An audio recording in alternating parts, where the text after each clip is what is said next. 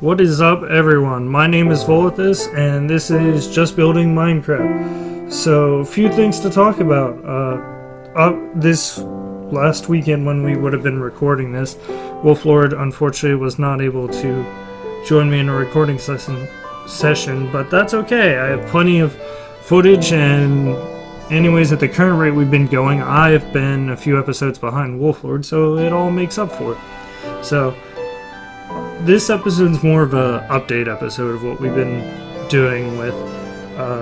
I definitely looked at the current setup of what I had and wanted to build more on it, because obviously the fountain, as you can see in this, wasn't very, it didn't really attract my eye, and I didn't really want to say it was a finished product. So I went back to it and kind of extended it, and what we did is basically just filled the square around it, around the fountain, instead of just having just one side.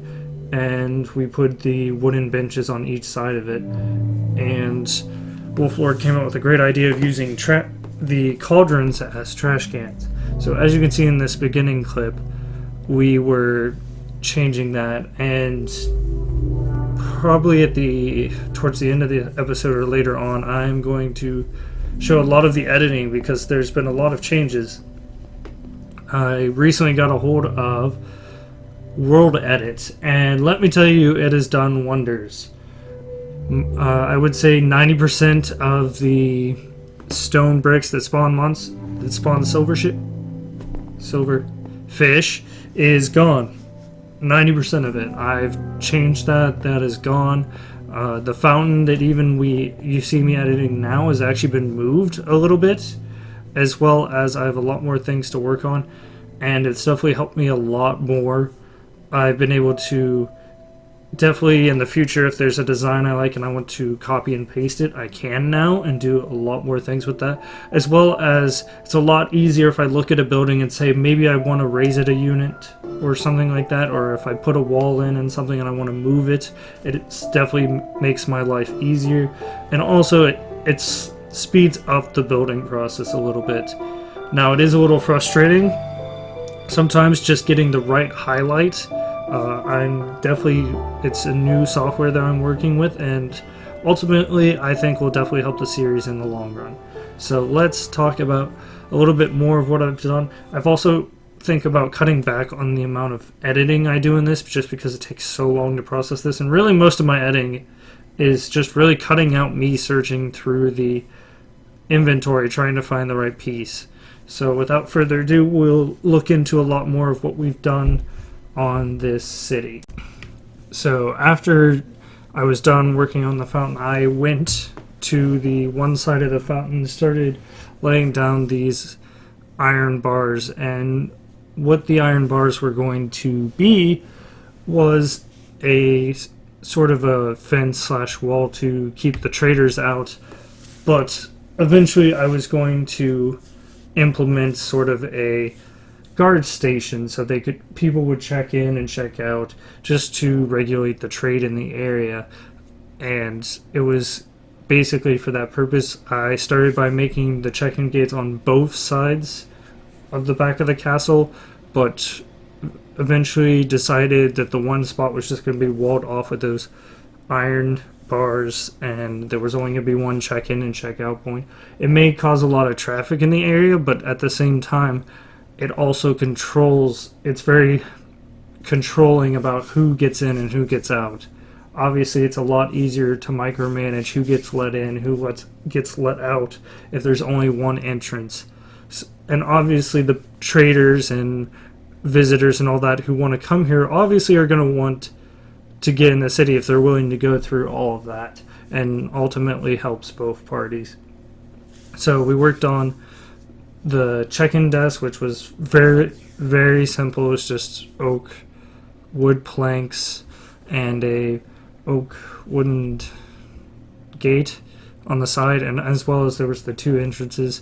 Obviously I had to go back to the walls and work on those. I had to fill in some of the arrow slits, because obviously you can't fire an arrow through the fence, so I had to do a little bit of editing on that. And basically what I ended up doing is just taking those arrow slits off the backside before the gate, and basically I found that the gate wasn't set up exactly the way I wanted, so I went into World Edit it and pushed that forward one space, and both sides I ended up moving. I moved the fountain way to the front of the castle. Well, not way to the front, but closer to the front, not hanging out on the back. And the maze was moved one space. It was 1 or 2 spaces forward. But a lot of what I did been doing is really just working on it. And as you can see in the background, I have started to work on the front gate, and we'll have a better look at that for that. But I wanted to talk about the other things I've also done. The side walls, you can't see them right now. At the end of the video, I will obviously be doing a grand tour again. But I ended up raising the side walls up to be... I wanted it to be symmetrical, and the fact that really that the back and the front guards were so much higher, it just didn't look right to have the side walls so much smaller. So I ended up raising those, and as well as in the towers, I had to reset all the stairs, how I set it up. They're actually a lot more simpler now. It's really just stone slabs raised by one space, rotating. It may take a little bit longer, but it looks better, and aesthetically it pleases me how it's set up like that. And at the top of the tower, I have filled in the square, and you basically get to the top of the tower. The last climb is just a ladder, and I did that because I noticed after I was done is that if the guards were to get up there, they don't have much walk around space. They would basically have to hop from each corner, and I didn't want that. So I ended up changing that way that obviously the guard isn't hopping from space to space. They can actually walk around in a circle. As long as they don't walk into the center, they might fall a little bit. And as well, I went back to the overhang on the back wall because I wanted to keep at least the wood the same color, so I changed the oak, or it was spruce, sorry. I changed the spruce into dark oak because I want to, well, you do want your buildings to look different. If it's in the same section, I feel that there should be at least some common ground on it. So, and thanks to World Edit, I've also had the ability to paste the back wall and paste it to the front wall, but there's a little bit more editing involved on that. Now the front wall, I didn't want it to be obviously exactly the same as the back wall. There should be some differences, but I feel like if, like I said previously, like if your roof, if your roof is dark oak for the towers, I feel like that the overhang down below on the wall should be the same. And I didn't add any to the side walls because the overhangs are also for the guards that are there. Most of the guards for the sidewalls aren't going to be up there long. That's typically just an overpass, while the arrow slits are more where they can guard from. Now the front, though, I shrunk the overlay, and as well as it doesn't have those tower supports that the back wall does. The front gate is literally just pretty much a gate. It's very small, very condensed on the movement compared to the back wall. And I shrunk the overlay basically to over the gate because the guards obviously don't need to guard the sides of the walls because no one's going to walk through the side of the wall unless there's some ghost, in which case you're already screwed. So obviously I didn't do that. I tried to make the gate at least a little bit. It's arched using upside down stone brick steps, and as well as I put oak wood. Yeah, I can talk today. Oak wood fence posts.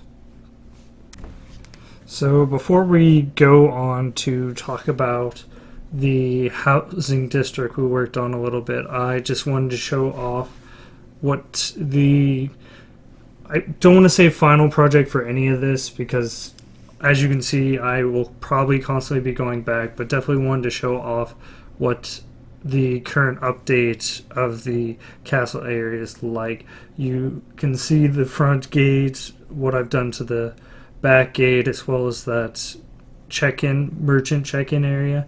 Apparently I did put in a check-out, which definitely, now that I think about it, would be very useful, especially if you want to leave and they want to make sure you don't take anything precious, as well as the guard towers, how the stairs have worked. So without further ado, we will move on to the start of the poor housing district.